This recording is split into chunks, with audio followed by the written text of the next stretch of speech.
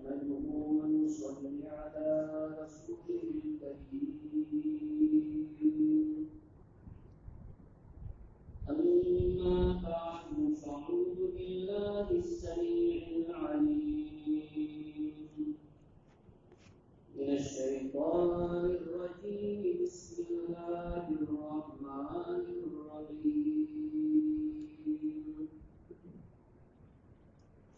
لقد كان لكم في رسول الله أسوة حسنة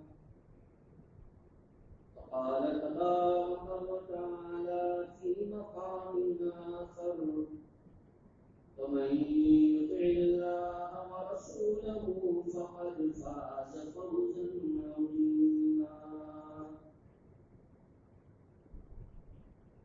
قال رسول الله صلى الله عليه وسلم كل أمتي يدخلون الجنة إلا من أبى فقيل من أبى يا رسول الله فقال من عمل بسنتي فقد أحبني ومن عصاني فقد أبى أو كما قال عليه الصلاة والسلام صدق الله مولانا العظيم وصدق رسوله النبي الأمي الكريم اللهم صل على سيدنا مولانا محمد وبارك وسلم تسليما كثيرا كثيرا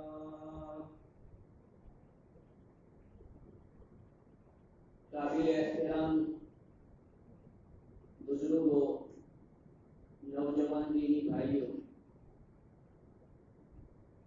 ربیع الاول کا مہینہ جب آتا ہے تو مسلمانوں میں ایک خوشی کی لہر دوڑ جاتی ہے اور دوڑنی بھی چاہیے کوئی بری بات نہیں شریعت کے دائرے کے اور حدود میں خوشی کا اظہار یہ بھی جائز ہے شریعت کے حدود کا لحاظ رکھے آدمی اور کسی چیز کے اوپر مثلا آپ کا مکان بن گئے تو آپ خوشی منا سکتے ہیں آپ کے بچے کی شادی طے ہو گئی لڑکی کی شادی ہو گئی آدمی خوشی ظاہر کر سکتا ہے آدمی جاب تلاش کر رہا ہے جاب لگ گیا خوشی ظاہر کر سکتا ہے کوئی غم نہیں قرآن میں ہے وَأَمَّا بِنِعْمَةِ رَبِّكَ فَحَدِّثْ اللہ کی نعمتوں کے اوپر تم اللہ تعالیٰ کو یاد کرو اللہ تعالیٰ نے جو ہے اس کی اجازت دی ہے لیکن ہر چیز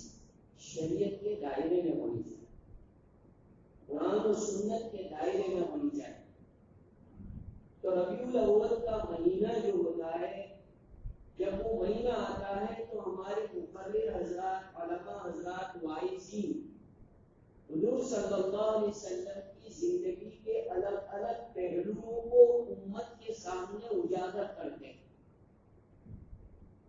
حضور علیہ السلام کی لائف اللہ نے ایسا رول ماڈل بنایا ہے کہ کسی بھی اینگل سے آپ اس کو لو تو میرے لیے آپ کے لیے ساری کائنات اور ساری انسانیت کے لیے گائیڈ لائن ہے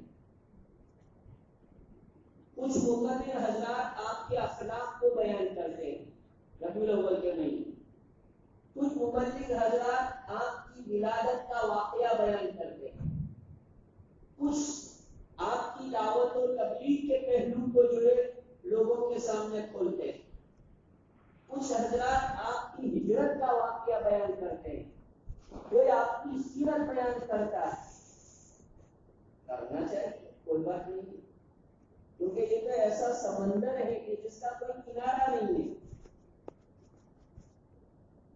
میں جو آج کی مجلس میں آپ کے سامنے بات کرنے جا رہا ہوں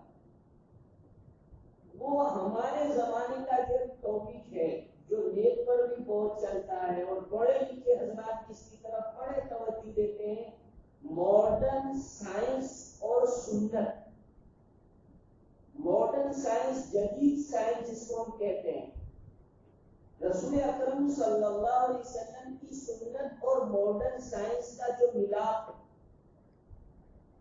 دیکھو بھائیو ایک بات آپ یاد رکھو، ایک سنت وہ ہے جو فرض اور واجب نہ ہو اس کو ہم سنت کہتے ہیں. جیسے ابھی کہہ رہے تمہیں سنت پڑھ لی، تو اس کا مطلب یہ ہوتا ہے کہ جو واجب اور فرض نہیں ہے اس کو کہتے ہیں سنت. ایک سنت وہ ہے، اور ایک سنت حضور صلی اللہ علیہ وسلم کا جو طریقہ ہے، آپ کا جو عمل، چاہے وہ کسی بھی اینگل کا عمل ہو، فرض لائن کا بھی ہو، اس کو بھی سنت کریں گے طریقہ ہونے کے اعتبار سے. یہ حضور کا طریقہ ہے.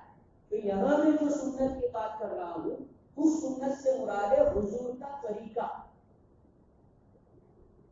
رسول اکرم صلی اللہ علیہ وسلم نے پوری انسانیت کے لیے پریکٹیکلی 24 گھنٹے کی لائف بیان کی. ہمارے مسلمان کا تو عقیدہ ہے اور ہم سائنس کی باتوں پر کا ایمان لائے بھی نہیں ہیں، لیکن اتنا ہم ضرور کہہ سکتے ہیں کہ ہمارے لیے یہ فخر کی بات، کیا سائنس اتنے روپے خرچ کرنے کے بعد، اتنی ریسرچ کے بعد، اتنے انسٹیٹیوٹ جو کتنے روپیوں کے خرچوں پر قائم کیا جاتا ہے، کتنے لوگ اپنی زندگی کھپاتے ہیں، اس کے بعد وہ یہ ثابت کرتے ہیں کہ اس سنت میں یہ فائدہ ہے، اس سنت میں یہ فائدہ ہے. مسلمان کبھی بھی فزیکلی، ڈاکٹری، میڈیکلی فائدے کی وجہ سے سنت پر عمل نہیں کرتا ہے. ہم تو اجر و ثواب کے لیے کرتے ہیں، حضور کا قرب حاصل کرنے کے لیے کرتے ہیں، ہمارے ایمان کا تقاضا ہے اس لیے ہم تو کرتے ہیں. یہ بات الگ ہے کہ بھائی ہم کو دنیاوی مفاد فوائد مل جائے تو اس کا انکار بھی نہیں ہے. ہمارے تبلیغ جماعت کے جو حضرات مثال دیتے بارہ کہ بھائی بھینس لاتے ہیں تو دودھ مقصود ہوتا ہے لیکن گوبر تو کیا ملتا ہے. تو اگر دنیاوی مفاد ہمیں مل جاتے ہیں طبی ڈاکٹری اعتبار سے تو اس سے ہمیں انکار بھی نہیں ہے. لیکن اصل منشا ہے رسول اکرم صلی اللہ علیہ وسلم کا قرب. دیکھو بھائیوں، میں گارنٹی کے ساتھ آپ کو کہتا ہوں کہ آج کے اس گئے گزرے دور میں بھی بہت سے لوگ ایسے ہیں جو حضور صلی اللہ علیہ وسلم کی سنتوں کو تلاش کرتے ہیں.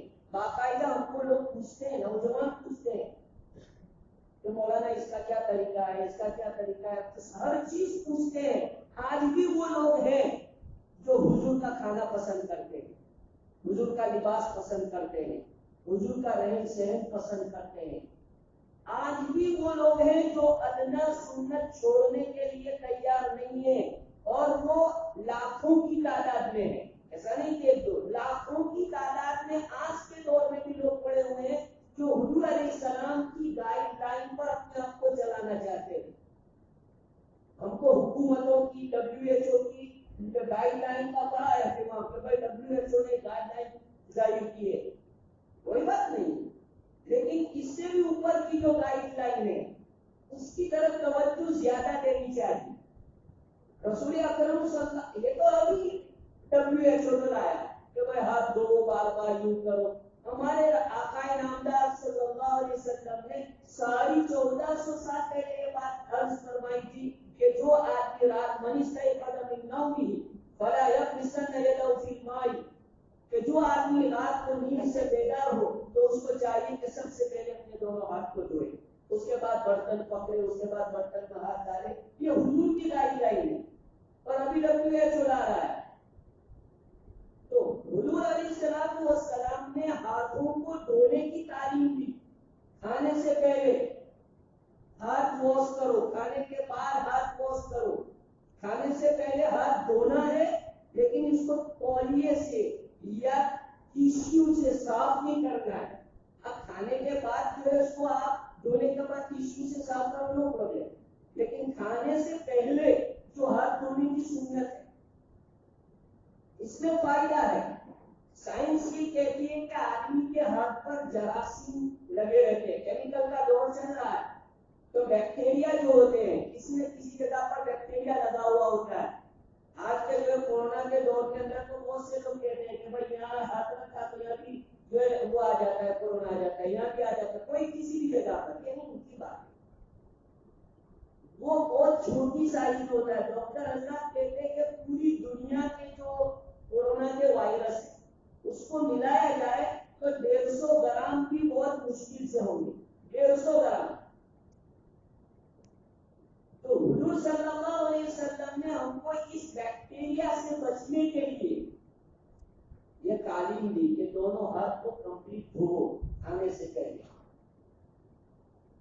اس میں دنیاوی فائدہ بھی ہے، آخرت کا فائدہ بھی ہے۔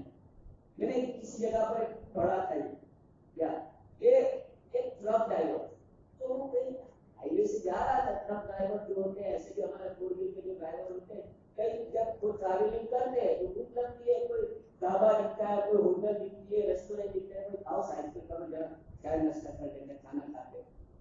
تو ٹرک ڈرائیور نے جو ہے ایک ہوٹل کے اوپر گاڑی کھڑی کر کے ٹرک کو کھڑا کیا اس نے،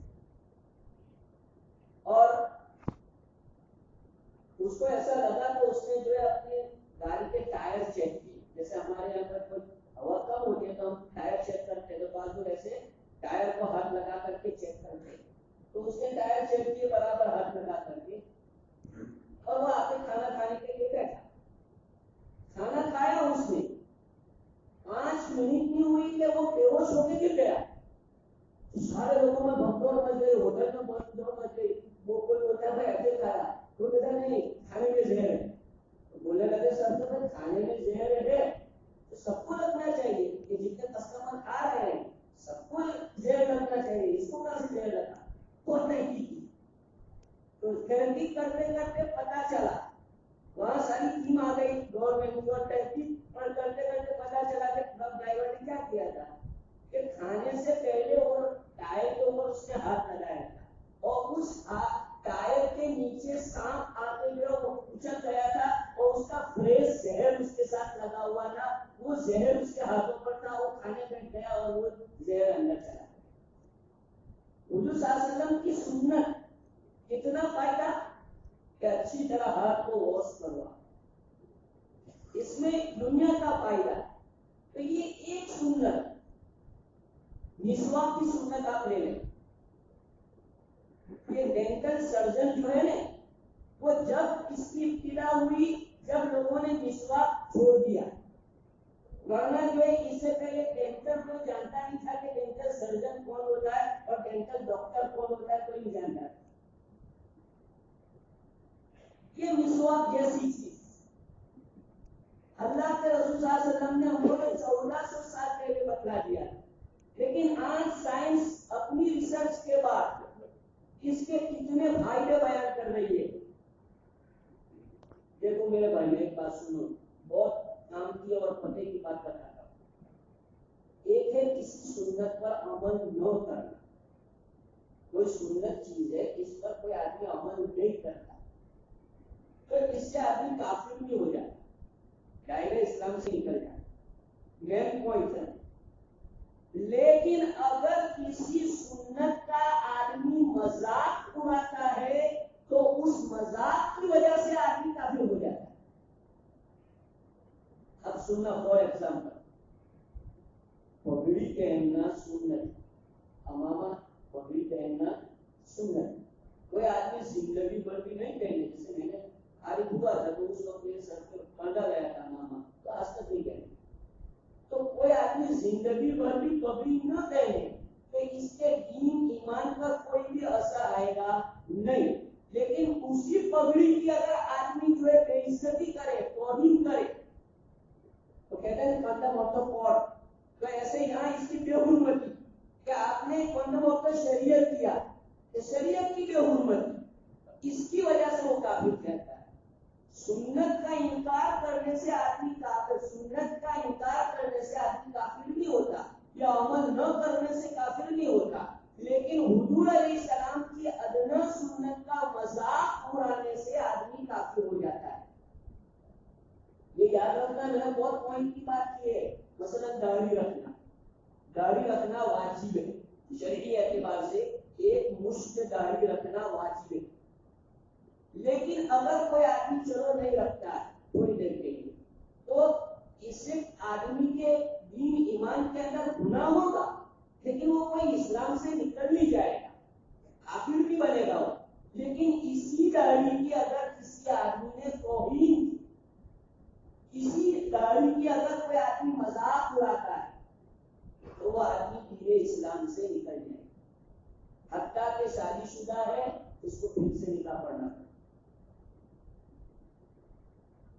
یہ بہت پوائنٹ کی بات ہے، میں کیوں کہہ رہا ہوں؟ ہمارے نوجوان طبقہ میں پھر بعض مرتبہ مذاق کی ایسی مجلس میں مذاق چلتی ہے، تو مذاق چلتے چلتے آدمی جو ہے بہت ایسی چیزوں میں پہنچ جاتا ہے، کبھی جو ہے وہ داڑھی کو بھی لے لیتا ہے، ٹوپی کو بھی لے لیتا ہے، اور بہت سے ایسے پوائنٹ کو لے لیتا ہے جس کی وجہ سے اس کا پورا دین ڈیمیج ہو جاتا ہے۔ تو میرے بھائیوں میں یہ عرض کر رہا تھا کہ آج سائنس کا زمانہ ہے، ٹیکنالوجی کا زمانہ ہے، آج سائنسی انسٹیٹیوٹ کروڑوں روپیہ خرچ کرنے کے بعد اپنے ریسرچ جو ہے لوگوں کے سامنے پیش کرتے ہیں تو ہم اس کو ایکسپٹ کرتے ہیں۔ انہوں نے بتایا کہ شہد کھانے سے، ہنی کھانے سے شوگر کوئی کچھ نہیں ہوتا، حالانکہ حضور صلی اللہ علیہ وسلم نے تو صاحب کہہ دیا تھا کہ شہد کھایا کرو۔ حضور علیہ السلام نے فرمایا تھا ہر مہینے 3 دن جو آدمی شہد چاہے گا کوئی بیماری نہیں ہوگی۔ ایسی سنتیں جو بالکل جس کا خرچہ بھی نہیں، معمولی سنت ہے۔ گرو نانک کہتے تھے، گرو نانک ایسا کہتے تھے ایک ہاتھ میں مسواک کی لکڑی لے کے ایسا کہتے تھے کہ بھائی یہ لکڑی لے لو یا بیماریاں لے لو، ایسا کہتے ہیں، یعنی یہ لکڑی چھوڑ دو گے تو بیماریاں پیدا ہوگی، یہ لکڑی استعمال کرو یعنی مسواک استعمال کرو تو کتنی بیماریاں اپنے آپ چلی جائیں گی۔ تو سائنسی دنیا آج ہم کو ریسرچ کے بعد بتا رہی ہے کہ محمد صلی اللہ علیہ وسلم کی چھوٹی چھوٹی سنت، مثلا ہم مسا کرتے ہیں، مسا کرنے کا شرعی طریقہ کیا ہے معلوم؟ یوں ہم مسا کرتے ہیں، ایسے مسا کرتے ہیں، یوں کرتے ہیں، یوں کرتے ہیں، یہ ہے تو یوں کرتے ہیں، یہ یوں کرتے ہیں، یہ شرعی اعتبار سے مسا کرنے کا طریقہ ہے۔ تو جو ہم یوں کرتے ہیں یہ یہاں سے ایسا ہے۔ حضرت بھی حضور صاحب نے بتایا ہے کہ ایسا مسا کرنے سے آدمی کے اوپر پاگل پنا سوار نہیں ہوتا ہے، یعنی وہ سینس لیس نہیں ہوتا ہے، کبھی اس کو دیوانپن اور جنون کی اس کے اوپر تاری نہیں ہوتی ہے، صرف یہ مسے کی سنت ادا کرنے سے۔ اتنی زبردست سنت آج ہمارے پاس وہ چیز نہیں ہے کہ ہم جو حضور کی سنتیں معلوم کریں۔ مثلا کھانا کھانے کے بعد انگلیاں چاٹنا، ہم نے کھانا کھا لیا اس کے بعد انگلی چاٹنا، یہ ماڈرن زمانہ آیا ہے تو آدمی بڑی 5 اسٹار ہوٹل میں بیٹھا ہو یا کوئی ایسی ہوٹل میں بیٹھا ہو آدمی جو دوسرے کو ان کا کیسا کرتا ایسا۔ حالانکہ میرے بھائیوں وہاں کیا کرتا ہے، کھانا کھاتا ہے ٹیشو پیپر لیتا ہے اور یوں کر کے ایسا کر کے ٹیشو ڈالتا ہے۔ حالانکہ آدمی کو جو ہے انگلی چاٹنے سے کتنا فائدہ ہوتا ہے، اس کے پلازما کو فائدہ ہوتا ہے، ہضم شکتی جو اللہ تعالیٰ نے رکھی ہے اس کا فائدہ ہوتا ہے، لیکن ہم اس کو مایوب سمجھتے ہیں۔ صحابہ رسول صلی اللہ علیہ وسلم فرمایا کرتے تھے اترک سنت حبیبی لہذا الحمقا، ان بیوقوفوں کی وجہ سے میں میرے نبی کی سنت چھوڑ دوں۔ ہم 5 اسٹار ہوٹل میں کھانے بیٹھتے ہیں تو ہم کو ایسا ڈر لگتا ہے کہ نہیں اصل نکلنے کا آگے تو چالے یا کہیں نہ اصل اندھا والی دوا پڑتا ہے اور بھی چلا ایک گھر میں موٹو میں جاتے تو یہ میں کیا اس کے بعد ایسا کچھ نہیں۔ شریعت کی تعلیم کو آگے رکھو، آپ چاہے جو ہے بڑے سے بڑے ہوٹل میں چلے جائے، بڑے سے بڑے پارک میں چلے جائے، بڑی سے بڑی جگہ پر چلی جائے، لیکن شریعت کا حکم آپ کے سامنے ہونا چاہیے، مرعوب نہیں ہونے کا۔ ہم لوگ مرعوب ہو جاتے ہیں دنیا کی زینتوں کو دیکھ کر، بڑے لوگوں کو دیکھ کر، بڑی محفل کو دیکھ کر، مرعوب نہیں ہونے کا۔ تو میں یہ عرض کر رہا تھا کہ رسول اکرم صلی اللہ علیہ وسلم کی سنت کے دین کا فائدہ تو 100% ہے، جو میں نے آیت قریب میں اللہ نے سرٹیفکیٹ دیا ہے وَمَن يُطِعِ اللَّهَ وَرَسُولَهُ فَقَدْ فَازَ فَوْزًا عَظِيمًا، سکسیسفل لائف۔ لیکن دنیاوی اعتبار سے بھی اللہ کے رسول صلی اللہ علیہ وسلم کی سنتوں پر ہم چلتے ہیں، عمل کرتے ہیں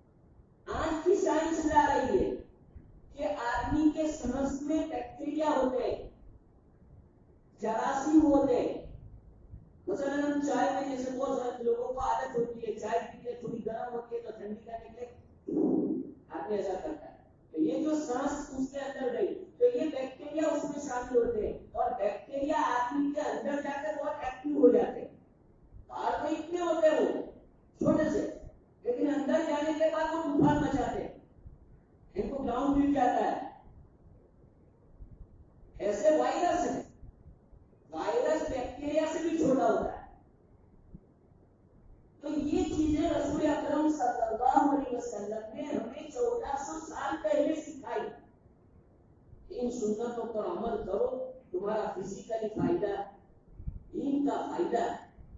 میں آپ کو گارنٹی کے ساتھ کہتا ہوں آپ اپنی لائف بالکل ہیپی رکھنا چاہتے ہیں, انجوائے والی آپ اپنی لائف کو رکھنا چاہتے ہیں, قسم خدائے پاک کی کھا کے کہتا ہوں 6 مہینہ میں جیسے آپ کو لائف کہتا ہوں ویسی گزار کے بتاؤ.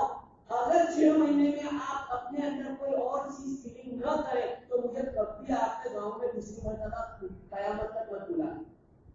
میں آپ کو یہ کہتا ہوں کہ 6 مہینہ آپ پریکٹیکل کرو, 24 گھنٹے کی ایک ایک ایکٹیویٹیز حضور صلی اللہ علیہ وسلم کے طریقے کے مطابق گزار کے دیکھو. قسم خدائے پاک کی آپ کی آتما اتنی شانتی محسوس کرے گی کہ آپ کو ایسا لگے گا کہ میں جنت میں چل رہا ہوں.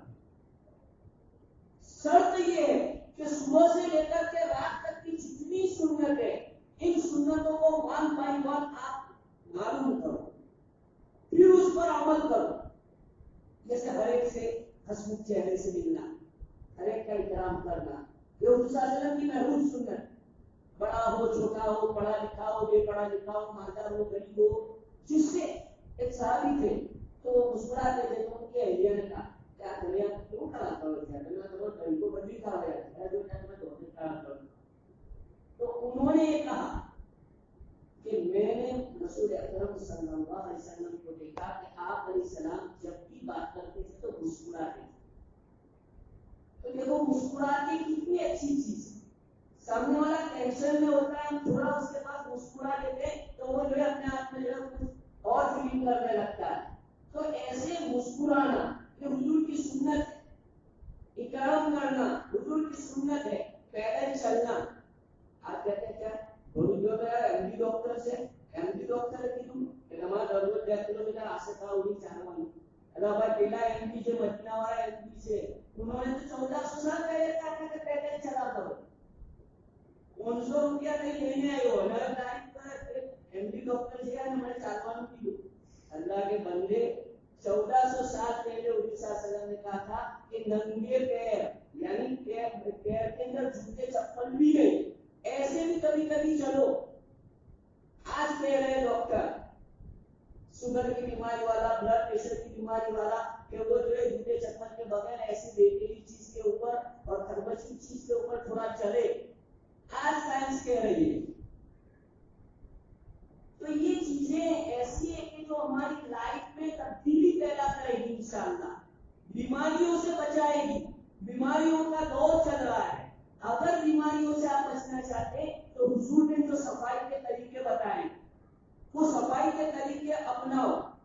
عورتیں بھی اپنائیں, بچے بھی اپنائیں, بوڑھے بھی اپنائیں, جوان بھی اپنائیں.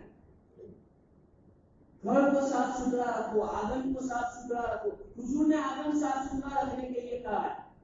مسلمان کی پہچان بتائیے تو مسلمان کی پہچان یہ کہ اس کا آنگن صاف ستھرا. آج ماشاء اللہ بنگلہ ٹاپ ہوگا لیکن اس کے لیے وہاں دیکھو تو پورا کچرا. اتنا اچھا مکان اللہ نے بنایا کہ تھوڑا بہت آگے کی صفائی ہو جائے تو کیا ہے, وہی کچرا اڑ کے ہمارے مکان میں آتا ہے, وہی گندگی ہمارے مکان میں آتی ہے. ہمارے بچے کھیلتے ہیں, بال جاتی ہے, گیند جاتی ہے اور وہی کچرے والی اور ایسی خراب گیند اٹھا کے بچے لاتے ہیں. تو صفائی کا اہتمام جو حضور صلی اللہ علیہ وسلم نے ہم کو سکھایا تھا, اللہ کے رسول نے کہا تھا طہارت نصف ایمان, پاکی آدھا ایمان ہے. تو اس پاکی کے اوپر اگر ہم لوگ عمل کر لیتے تو آج ہم کتنی بیماریوں سے بچ جاتے. جبکہ آج WHO یہ بات لا رہا ہے کہ بھائی صابن سے ہاتھ واش کرو, 10-15-20 منٹ کے بعد 5 سے 15 سیکنڈ تک 20 سیکنڈ تک اس کو جو ہے صاف کرتے رہو. تو یہ تو حضور صلی اللہ علیہ وسلم نے پہلے بتلایا ہے, کوئی نئی باتیں تھوڑی ہے. تو میں یہ کہہ رہا ہوں کہ ہم صفائی کا اہتمام رکھیں. چھوٹی چھوٹی جو سنتیں رسول اکرم صلی اللہ علیہ وسلم کی ہے, مثلا جب تک بھوک نہ لگے مت کھاؤ, یہ بھی حضور کی سنت ہے. جب تک بھوک نہ لگے مت کھاؤ. اب ہمارا نوجوان کیا آیا چالا بھول جائے گا. اب جو نوجوان بھجیے کھانے کے لیے بھروس کر کے آتا ہو, اب بتاؤ کیا کرے گا. تھوڑا بہت آدمی کو اپنے پیٹ کو بھوکا رکھنا یہ حضور صلی اللہ علیہ وسلم کی سنت ہے کہ کھانا کھاؤ اور تھوڑا سلائی پیٹ کو بھوکا رکھو. آج آدمی حلق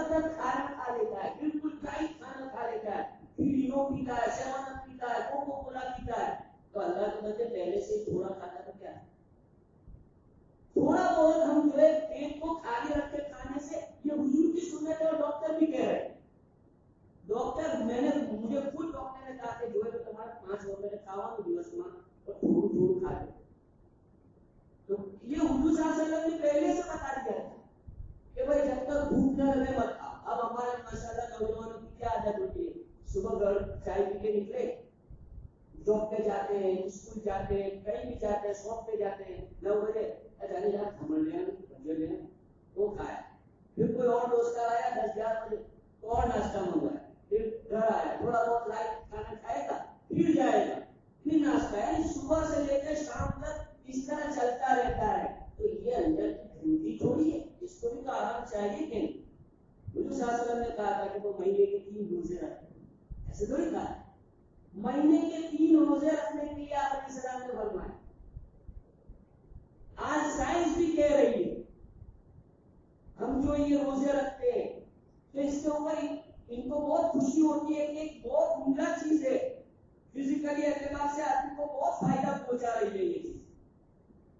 تو ہر مہینے 3 دن کے روزے رکھ کے دیکھ لو, ہر مہینے 3 دن کے روزے رکھ, تھوڑا بہت پیدل چلو, روزانہ 4 کلومیٹر چلنا چاہیے آدمی. 4 کلومیٹر آدمی چلے, 2 کلومیٹر جانے کا, 2 کلومیٹر آنے کا.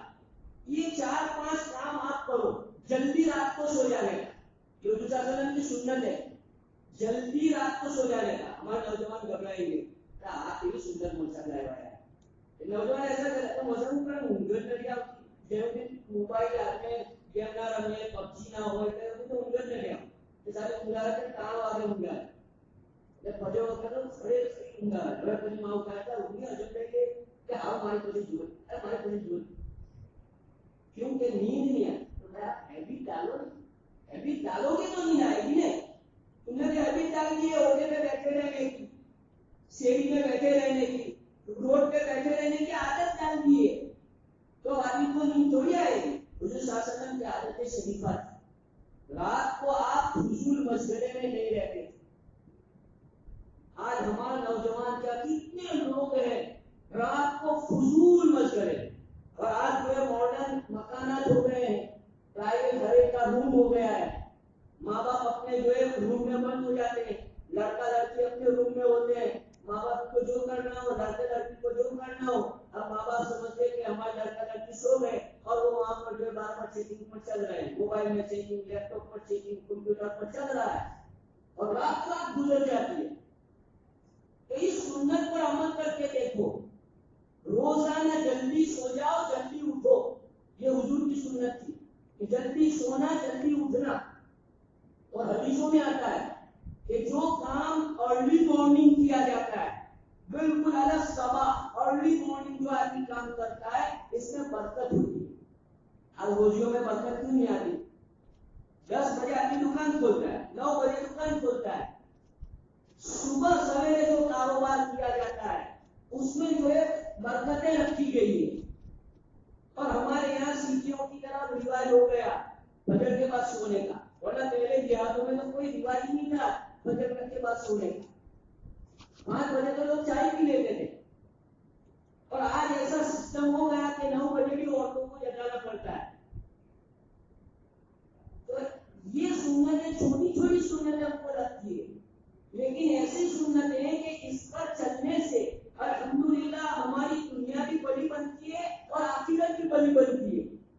کتنی بیماریوں سے نجات مل جاتی ہے. اس لیے رسول اکرم صلی اللہ علیہ وسلم نے ہم آپ کو جو ہے ایک ایسی لائف عطا فرمائی ہے.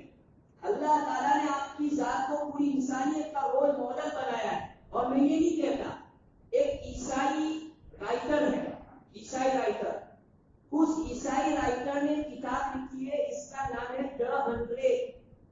اس کا نام ہے مائیکل ہارٹ, جو ہے اس رائٹر کا نام ہے, اس نے The 100 نام کی کتاب لکھی ہے. یعنی ایسی 100 شخصیتیں جنہوں نے دنیا میں کوئی انقلاب برپا کیا ہے, ان کا پورا بایو ڈیٹا اور پوری ان کی ایک ہسٹری, اس میں اس نے فرسٹ نمبر دیا ہے محمد صلی اللہ علیہ وسلم.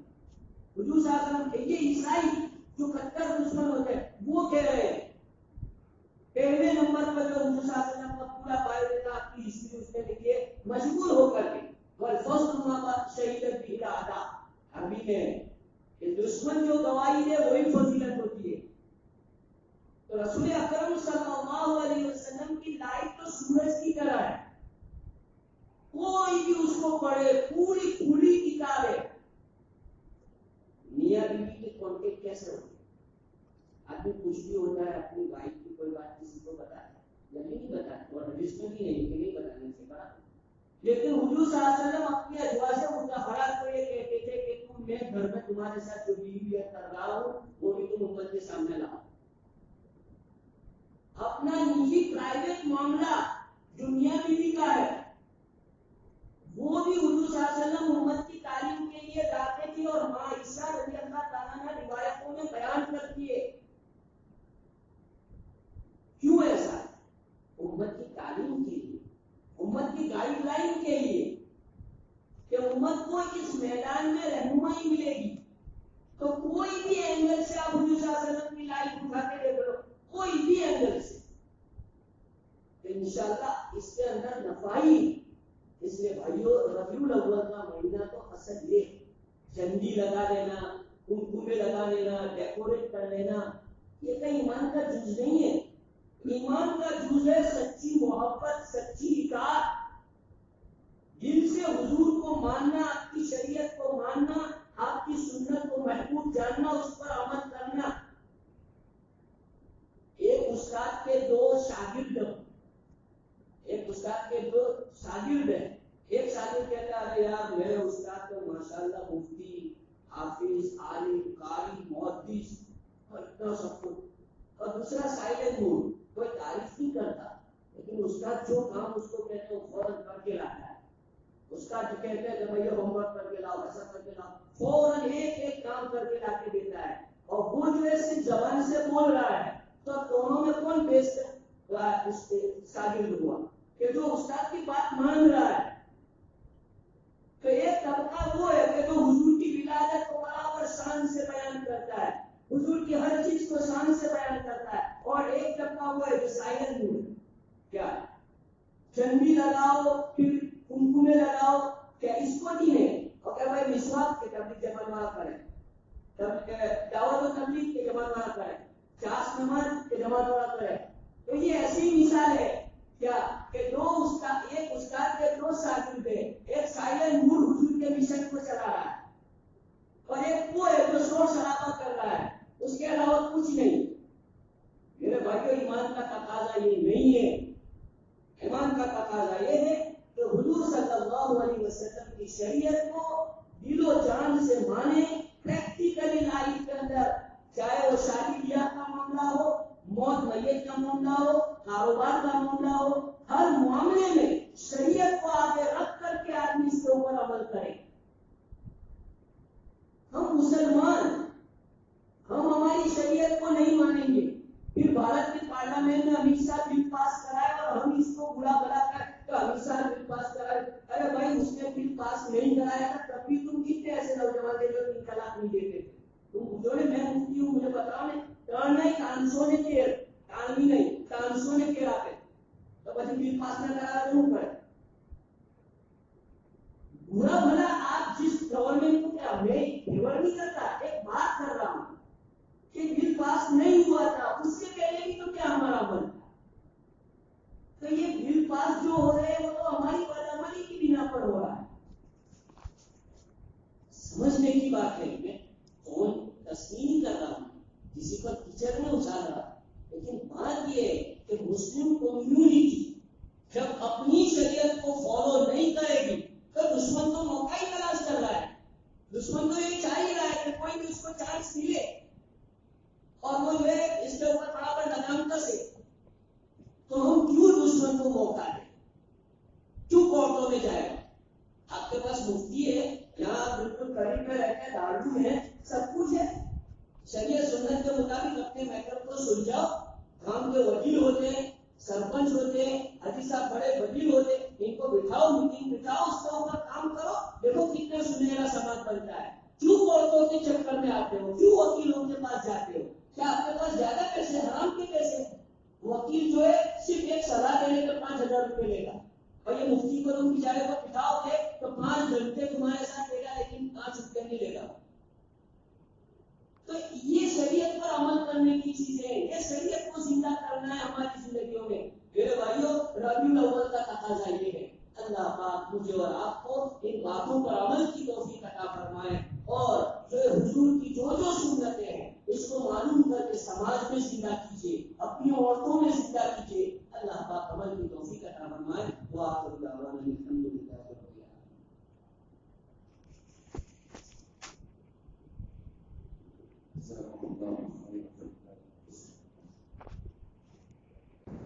حاضر غلام کا ایک چہرہ طرف